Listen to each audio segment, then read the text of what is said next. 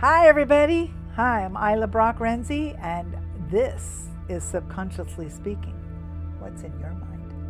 I am your host today, and I'm going to be sharing with you a modality that's been decades in the making, if you will, and it's hit the circuit in the UK like crazy. But it has recently made an appearance here in the United States a few years ago. And before we get into that, I'm going to do my usual but first segment because they're just so corny and cheesy, and I need you to do the eye roll. So before we get serious, just some of you don't need closure. You need your brain to stop opening new tabs, okay? Look at your computer. How many tabs you got open? Yeah, I know, I'm guilty too. Okay, so let's get into this. We're going to talk about something that it might just challenge what you think change work looks like. Somewhere along the way, we were sold this idea: if something is emotional, if it's deep, if it's been there for years, well, then it must take years to fix. And that's true in some instances, but in this, not so much. I'll get into that. I'm going to lovingly call that out right now. It's not true. It does not take years to fix some very emotional, deep things. It can actually just take a few minutes. What we change, what if, I'm reading my notes and I'm trying to memorize them at the same time. What if change didn't have to be long, drawn out, or exhausting? What if you didn't have to sit there and retell your story over and over and over again and over and over again just to feel a little better? What if you could actually update how your mind holds on to a memory and everything connected to it in real time? Update it. And that's where something called I.E.M.T comes in. Integral eye movement therapy. Before you go picturing swinging watches and looking into my eyes, no, you're fully aware, fully alert, present the whole time. And you're not losing, there's no control of loss or anything like that. It's not trance work, it's just helping you collapse something, and I'll get into that too.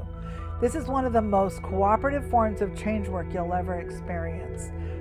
You can go to my website and look at my little, my commercial, and even my producer here, she did it, and she has her little testimonial on there. There's a part here that really matters. I.E.M.T is not about erasing a past. It's about changing how your past is stored. Because your mind doesn't just store memories like files in a cabinet, like tabs on a computer or whatever. It encodes them visually, emotionally, physiologically. And sometimes those memories, they don't stay in the past where they belong. They get looped. Like a hamster on a wheel, just keeps coming back over and over again.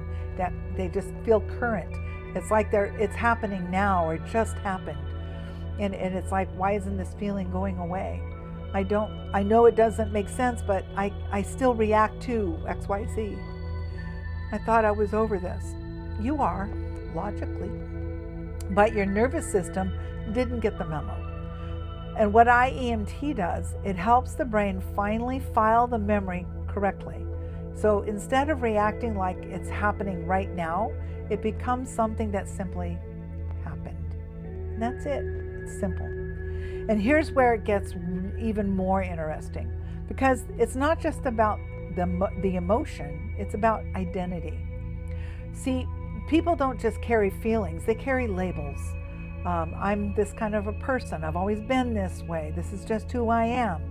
And we start organizing our behavior around that identity, even when the original reason for it no longer becomes or is relevant. So, you could resolve the emotional charge around something, but if someone still believes all of these things, well, I'm just the kind of person who struggles with that. Guess what? You just go right back into the loop.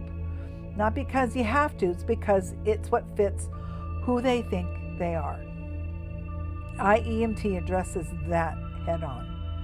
It gently updates those identity imprints. Instead of forcing change becomes a natural way. Let me give you something practical here. There are patterns people keep being stuck. Just the patterns that keep you stuck. And once you see them, you can't unsee those stuck patterns. They're just there. Here's one, and it is my favorite. What if? I call it what if syndrome. The what if pattern. You know this one. I don't want to do this because what if it doesn't work? And I don't want to move forward because, well, what if I fail? And it sounds reasonable. It sounds cautious, but it's actually, what it's actually doing, it's locking someone into a loop of uncertainty. Because every what if leads to another what if. And eventually it lands on something like, which means something is wrong with me. And that's where the work really is. Another one, person who says, it's still there. Even after things have shifted, even after the intensity has dropped, they go looking for the problem instead of noticing the change. And this isn't stubbornness, it's conditioning. I'm going to give you a little example of conditioning, and this is bringing my personal life into this a little so you can see an example that just came to my head. I was married a really long time before I got divorced. I mean, decades. And I called him by his first name regularly. That was just the name I called him. Well, and then his last name, I had his last name for all those decades too.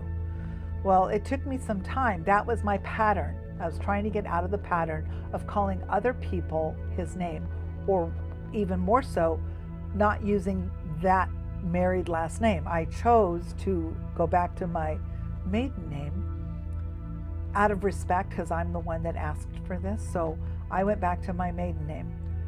But man, know how hard it was for a long time. And every once in a while, I can catch that old pattern creeping up because it's been conditioning. It's an old pattern. It's if I'm talking really fast on something familiar, I'm just going to spew out my old last name. I caught myself the other day writing out a check. And if you don't know what those are, go look it up on Google. I was writing out a check, and I just as I was getting ready to write Brock Renzi, I started to write just the little hook of the first letter of, oh wait, I took a step back. Where did that come from? Anyway, that is conditioning, and I've worked really hard because I want to be branded. I want to be known as Ilah Brock and Ilah Brock Renzi because I got married last year. I was used to this, and people who have this conditioning, they're used to this. They're used to things not working. They don't recognize when something actually does work. And then there's this being at effect. Everything is happening to them. Oh, pity. Nothing's happening because of them. And as long as someone stays there, they're just waiting. They're waiting for life to change. Honey, life ain't being handed to you. They're waiting for someone else to fix it. No one's coming to fix it. No one's knocking at your door to make it happen. And that was a wake-up call for me, huge wake-up call. If it's going to be, it's up to me. That's just how it's going to be. Waiting for the right moment. And I've had so many times, even in this business, waiting for the right moment. What's preventing me from doing this or that? And I just have to bite the bullet and see what works and see what doesn't. And I'm doing that right now with my team. I just keep on moving. And at the moment, it just keeps moving into that phase. So what do? Is shift. I help you shift back into your cause. And it's not harsh. It's not in a pull yourself up by your bootstraps way. No. It's gentle. And it's in a way that gives you your power back. So it's nothing I'm doing to you. I'm just a guide. All I am is like a conduit, just helping you through what you already have the power to do. Once someone realizes, oh, I can actually change how I respond to this, everything opens up. And there's the part that I want you to take in. Most of this does not require months of talking. It requires precision. It requires knowing where to look, what to ask, and how to help the brain reorganize the experience. That's it. And it's not magic. Is it fast? Yes, usually in under a minute. And is it different from what most people have experienced before? Absolutely. And because instead of asking, why are you like this? We're now asking, how did you learn to be this way? That's key. How did you learn to be this way? That's the pattern and the conditioning. And once you understand how something was learned, you can update it. So if you already understand the question, you can update it yourself. That's all right. So if you ever felt stuck, if you've ever said, I don't know why I keep doing this, or I thought I dealt with that already, there's a really good chance your mind is just holding on to something in a way that no longer serves you. That it can change. It's just holding on to an old pattern, because that's where it's comfortable. Go to episode 2 to learn about that one. And it works. Change can happen, and it's faster than you think. Now, I'm going to get down to just a little bit more information here. I want you to really see yourself in this.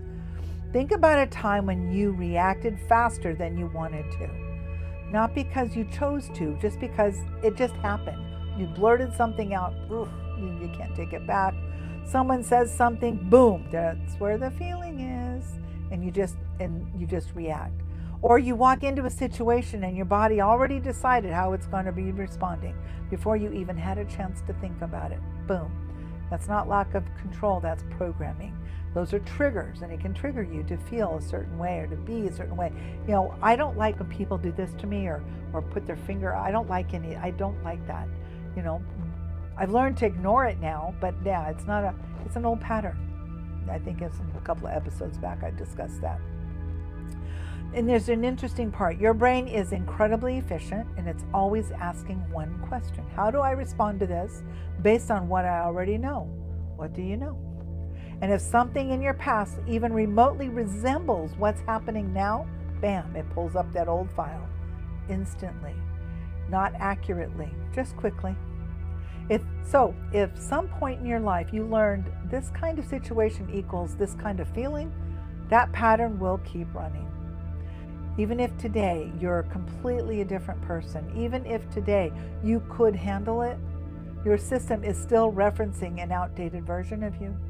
And that's where people get frustrated, because they'll say, I've grown, I've worked on myself, I understand this now. Yeah, and yet the reaction still shows up when the triggers are in the right place. And that's because insight alone doesn't always update the encoding. You can understand something, you can still feel it the old way. So what I do in I.E.M.T, I go right where the learning happened.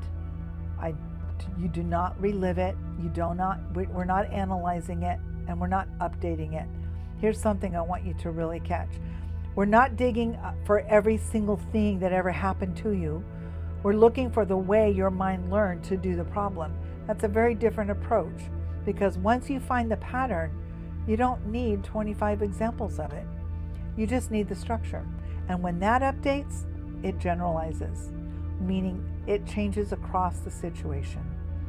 That's why people will say things like, that thing that used to bother me just hit me it doesn't hit me the same way anymore.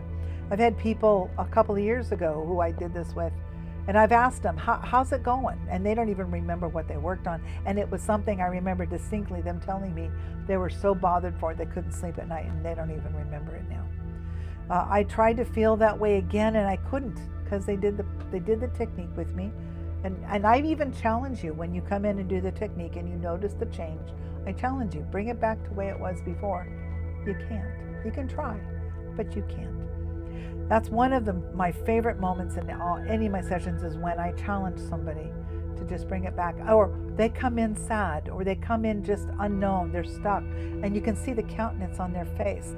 And when they get to leave and they've got a smile on their face, and they're sending me text messages, 2 days, 3 days later, so what's happening? This is so incredible. It's like, life is now happening. You are now telling how life should be reacting to you, instead of you reacting to the life in front of you. When someone actually tries to bring that feeling back again, it doesn't land. They do. They look at me like a deer in the headlights. They're looking around the room. I've had just looking around the room. They're just totally tripping. They just can't believe this happened so quickly. What just happened? It's a shift, and it can happen just like that, just like that. So, giving you a real world example. Let's say someone gets that tight feeling when authority walks in. Boss calls them in, the body reacts. heart rate shifts, energy drops, logically they know this is not my third grade teacher, but the body feels like it's their third grade teacher. Yes, we've done this before, and it runs the same response. That's the emotion imprint. So we go back to where the pattern was learned, and we update it. Now, we don't erase it. You can't really erase it, but it can be moved along where it doesn't affect you anymore. It's just updated. When the same situation happens again, there's space and there's choice. There's neutrality where there used to be intensity, and that's the goal. Not to make someone numb, but to give them flexibility. Because when you have flexibility, you have options. And when you have options, you have control. Touching one more piece, I want you to understand. Familiarity. People will say, I don't feel like this anymore, and yet it's familiar. Good. And the mind tends to return to that familiar even when it's not useful. So part of the work is breaking that familiarity loop. It's familiar. That's good. You can feel that. But let's break it now. Stop feeling like home. It's comfort zone. I had this little example. We live in a comfort zone, our brain, our mind. It likes things to just stay the same, homeostasis. Just keep things the same. Don't move out of it. I just want to be comfortable because the brain doesn't like to have to work until it gets back into comfort zone. It's fine there. And you want to feel more neutral. And that's when the real work starts to change and kick in. Not because it's being forced, but because your system is now finally accepting it. And here's something I'll leave you with before we wrap this up. If ever you felt, why does this keep coming back? It's not because you're broken. It's just because something hasn't been updated yet. That's it.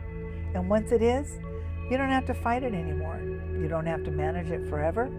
You don't even have to keep working around it. Just simply move differently. That's your introduction to I.E.M.T. Give me a little taste of it because I'm going to be doing a few more episodes in the next coming months about it, and just watch my social media and you'll get to see even more little tidbits here and there as they go. And how can you actually start recognizing these patterns in your own life? You already are. Pay attention to your patterns and they'll tell you everything. I'm Ilah Brock-Renzi, and this is Subconsciously Speaking. What's in your mind? If you have any questions, you know how to find me. Take care, and we'll see you next time.